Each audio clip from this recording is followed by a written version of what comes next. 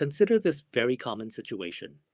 A 72-year-old man finishes lunch and leaves the remaining rice on the kitchen counter.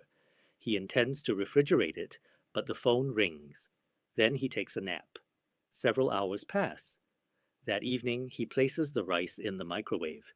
He heats it until steam rises from the bowl. It smells normal.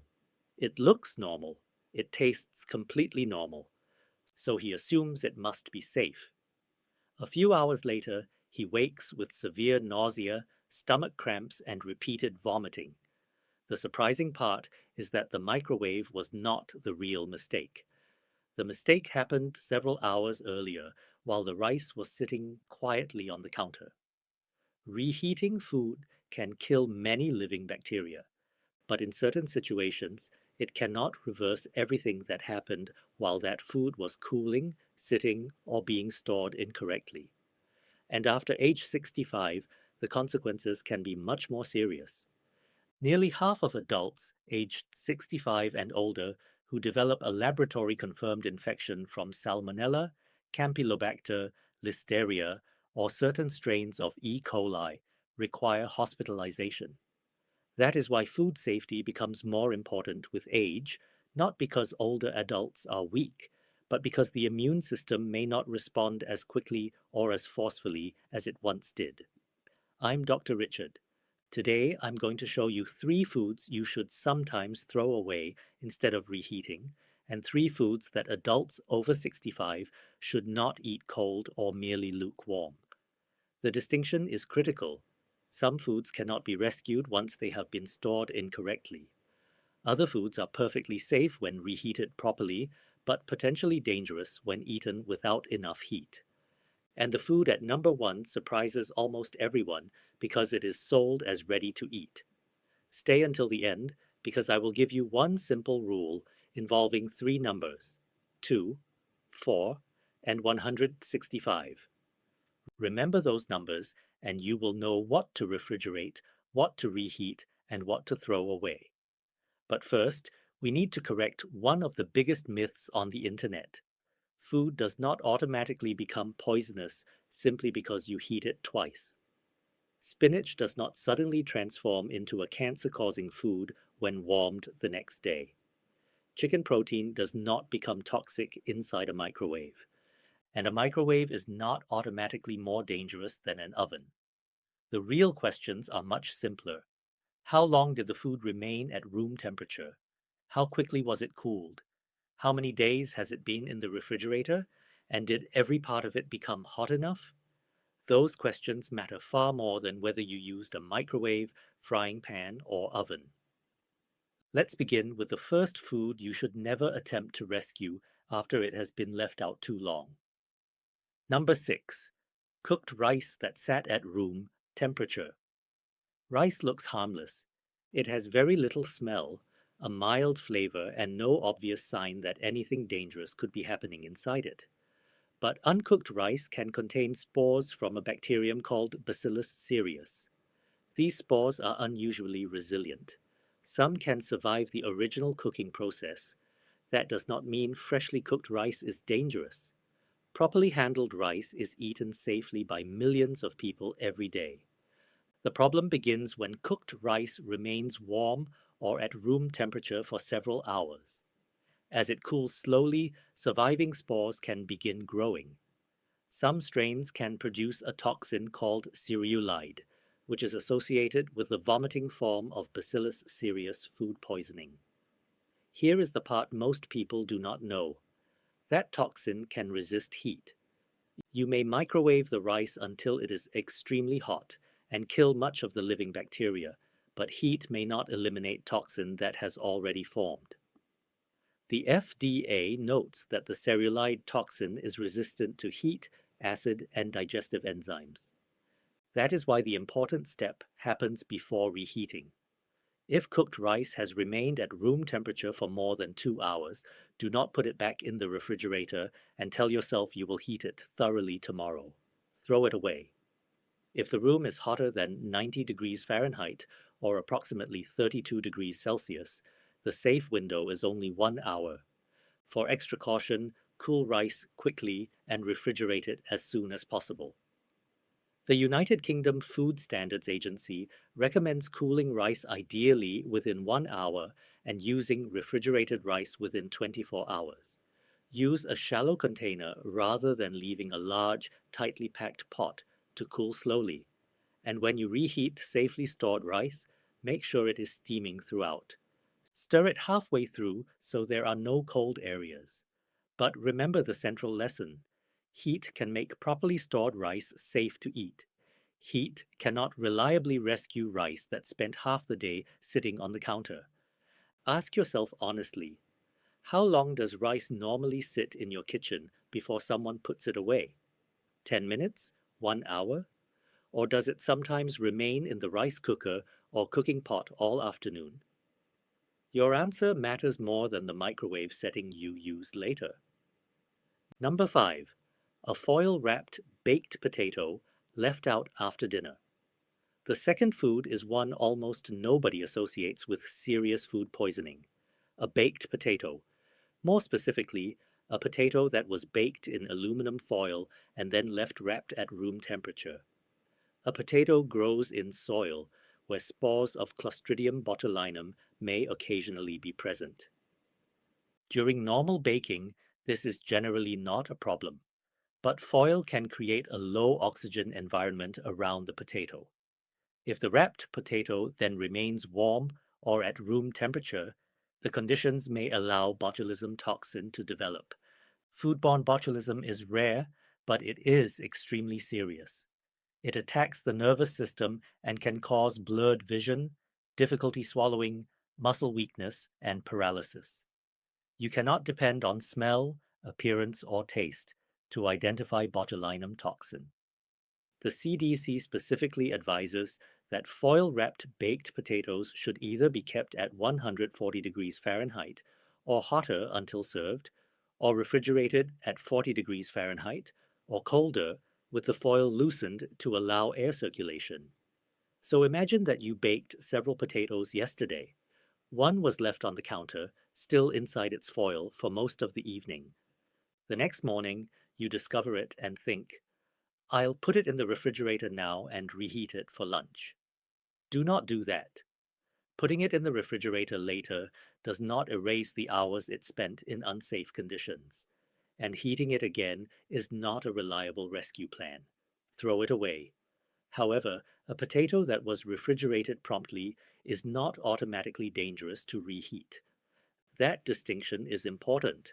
The problem is not potatoes become poisonous when reheated. The problem is improper storage, particularly when a baked potato remains sealed in foil at room temperature. After serving foil-wrapped potatoes, remove or loosen the foil and refrigerate them within 2 hours. Do not let them sit overnight. Do not use smell as your safety test. And do not take one small bite to see whether they seem fine. With botulism, tasting suspicious food is not worth the risk. Number 4. Old or questionable leftovers. The third item is not one specific recipe. It is the container sitting at the back of your refrigerator whose age nobody can remember. It might contain chicken, seafood, egg casserole, cooked meat, pasta with cream sauce, or part of a meal brought home from a restaurant. You open the lid. It does not smell terrible. You do not see mold. So you tell yourself that heating it long enough will make it safe. That is not a dependable rule. Refrigerated leftovers should generally be eaten within 3 to 4 days or frozen. Perishable food should also be refrigerated within 2 hours of cooking or serving. If it remained at room temperature longer than that, the USDA recommends discarding it. The refrigerator slows bacterial growth. It does not stop it completely. Some organisms, including Listeria, can continue growing at refrigerator temperatures, and not every dangerous organism changes the smell, taste, or appearance of food. This is especially important after 65 because a foodborne infection that causes a healthy younger adult a miserable day can lead to dehydration, hospitalization, or severe complications in an older adult. Here is the rule I want you to use. If you cannot remember when a leftover was cooked, do not gamble. If you know it has been refrigerated for more than 4 days, do not reheat it. If it was left on the table throughout a long evening, do not save it for tomorrow. And if several family members repeatedly removed the same container, warmed part of it, left it out, and returned it to the refrigerator, be especially cautious. Label containers with the date. Keep a washable marker beside the refrigerator. Write Monday, Tuesday, or the actual date on the lid. That 10-second habit removes the need to guess. So those are the 3 situations in which the safest reheating method is no reheating at all. Rice that sat out too long, a foil-wrapped baked potato left at room temperature, and old or improperly stored leftovers. Now we need to discuss the opposite mistake, because many older adults are throwing away safely stored rice while eating genuinely higher risk foods straight from the refrigerator. These next 3 foods should be reheated thoroughly, especially after age 65. Number 3, deli meat and hot dogs. This one surprises people because deli meat is sold as a ready-to-eat product. You buy it sliced, you place it in a sandwich, you eat it cold. That is normal for most people. But adults aged 65 and older face a higher risk from Listeria monocytogenes. Listeria is unusual because it can grow in the refrigerator. Chilling slows it down but does not necessarily stop it. It may contaminate food during processing or slicing after the product has already been cooked. That means the turkey, ham, or roast beef in your refrigerator can look and smell completely normal while still presenting a risk. The CDC advises people aged 65 and older to avoid unheated deli meat, cold cuts, hot dogs, and fermented or dry sausages, or to heat them to an internal temperature of 165 degrees Fahrenheit or until steaming hot.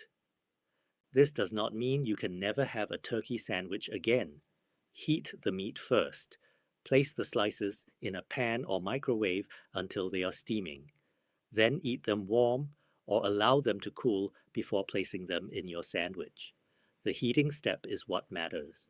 And do not assume that a product marked smoked, cured, or fully cooked is automatically free from post-processing contamination. Ready to eat does not always mean equally low risk for every age group. This warning also applies to hot dogs. A cold hot dog directly from the package may be fully cooked, but adults at increased risk should still heat it until steaming. The most dangerous food in the kitchen is not always one that looks raw.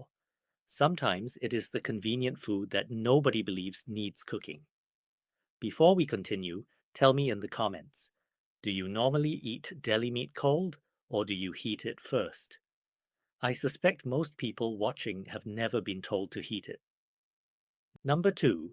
Chicken, meat, and casserole leftovers. Now we come to one of the most misunderstood foods in the original viral warnings: chicken. You may have heard that reheating chicken changes its protein and makes it toxic. That is not the real concern. Properly cooked, promptly refrigerated chicken can be reheated safely. The issue is whether the center reaches a safe temperature. The USDA recommends reheating leftovers to at least 165 degrees Fahrenheit or approximately 74 degrees Celsius, as measured with a food thermometer. That includes chicken, turkey, cooked meat, casseroles, and most mixed leftover dishes. And yes, you can use a microwave. A microwave is not automatically dangerous. However, microwaves can produce cold spots, especially in large, dense, or unevenly shaped portions. The outside may be steaming while the center remains lukewarm. That is why technique matters. First, cut large pieces into smaller, similarly sized portions. Second, arrange the food evenly rather than piling everything in the center. Third, add a spoonful of water or broth if the food is dry. Fourth, cover the container with a microwave-safe lid while allowing steam to vent. Fifth, pause and stir or rotate the food halfway through. Finally, allow it to stand briefly after the microwave stops and check several places with a food thermometer. USDA guidance specifically recommends covering, stirring, or rotating microwaved food, allowing standing time and checking for 165 degrees in several locations. That is safer than simply heating the plate for 1 minute and touching the edge with your finger. Your finger cannot tell you the temperature at the center of a thick chicken breast.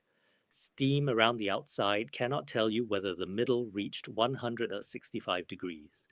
And the color of previously cooked chicken is not a dependable reheating measurement. A small digital food thermometer is one of the most practical health tools you can keep in your kitchen. It costs less than many supplements. It takes only seconds to use, and unlike guessing, it gives you an actual answer. Number 1. Soups, sauces, and gravies. The final category is one many people warm gently because they are afraid of burning it. Soup, gravy, curry sauce, meat sauce, stew liquid. These foods can appear hot on the surface while remaining cooler underneath, especially when they are thick. A pot of soup may also cool slowly after the original meal. If the entire large pot is placed in the refrigerator, the center can remain warm for a long time. That extended cooling period provides an opportunity for bacteria to multiply. The first safety step happens before reheating. Divide large quantities into smaller, shallow containers so they cool rapidly. Do not leave a deep stock pot on the counter for several hours waiting for it to become completely cold. Hot food can be divided into shallow containers and refrigerated promptly. When reheating sauces, soups, and gravies, the USDA recommends bringing them to a rolling boil. Do not merely warm the edges, stir from the bottom, break up cold, dense sections. Make sure the entire pot becomes uniformly hot. Then serve only the amount you intend to eat. The same principle applies to a bowl in the microwave. Stop halfway through and stir thoroughly. A thick soup can form an extremely hot outer layer while remaining cooler in the center. Stirring distributes heat and reduces cold areas. Now let's bring everything together with the rule I promised at the beginning. 2, 4, 165, 2 hours. Refrigerate perishable food within 2 hours of cooking or serving. If the surrounding temperature is above 90 degrees Fahrenheit, reduce that window to 1 hour. 4 days. Eat or freeze most refrigerated leftovers within 3 to 4 days. If you do not know how old they are, do not guess. And 165 degrees Fahrenheit. Reheat leftovers until they reach 165 degrees throughout. For soups, sauces, and gravies, bring them to a rolling boil. There is also one special exception worth remembering. With cooked rice, cool it especially quickly. A cautious approach is to refrigerate it within 1 hour and eat it the following day. 2, 4, 165. Those three numbers are far more useful than a long list of frightening internet claims. And here is the deeper lesson. Most food does not become dangerous because you reheated it. It becomes dangerous because it spent too long at an unsafe temperature, remained in the refrigerator too many days, or never became hot enough in the center. People often make both mistakes at once. They try to rescue food that should be discarded, then they barely warm food that should be heated thoroughly. They microwave rice that sat on the counter all afternoon, believing heat will erase the risk. Then the next day, they eat deli turkey directly from the refrigerator because the package says ready to eat. The safe approach is exactly the opposite. Storage determines whether the food is still worth saving. Temperature determines whether certain foods are safe to serve. So here are your 6 practical actions. Throw away rice that remained at room temperature for more than 2 hours. Throw away foil-wrapped baked potatoes that were left out after the meal. Throw away perishable leftovers that are more than 4 days old, were stored improperly, or have an uncertain history. Heat deli meats and hot dogs to 165 degrees or until steaming if you are over 65 or have a weakened immune system. Heat chicken, meat, and casserole leftovers to 165 degrees throughout, and bring leftover soups, sauces, and gravies to a rolling boil. None of this requires an expensive diet. You do not need to stop eating leftovers. You do not need to fear your microwave. And you do not need to believe that every reheated vegetable creates a mysterious toxin. You need a refrigerator that stays at 40 degrees Fahrenheit, or approximately 4 degrees Celsius, or colder. You need shallow storage containers. You need to watch the clock. And you need a food thermometer. These are ordinary habits. But ordinary habits are often what prevent extraordinary problems. Your body after 65 has already carried you through decades of work, stress, family responsibilities, and change. Protecting it does not always require a dramatic transformation. Sometimes protection means placing the rice in the refrigerator before sitting down to watch television. Sometimes it means writing Tuesday on a container. Sometimes it means heating 3 slices of turkey before making your sandwich. And sometimes it means looking at an old container and accepting that throwing away a few dollars worth of food is better than risking a hospital visit. Which of these 6 foods surprised you most? Was it the rice, the foil-wrapped potato, or the deli meat that should be heated even though it is sold ready to eat? Leave your answer in the comments, and please share this video with a parent, grandparent, or friend over 65. Not to frighten them, but to give them a rule they can use every day. 2 hours, 4 days, 165 degrees. If this information helped you, press the like button and subscribe for more practical conversations about staying strong, independent, and healthy after 60. Take care of yourself. Pay attention to the clock. Use a thermometer instead of guessing. And remember, when the storage history is uncertain, reheating is not a rescue. When in doubt, throw it out. Everything discussed in this video is general educational information and is not a substitute for personal medical advice.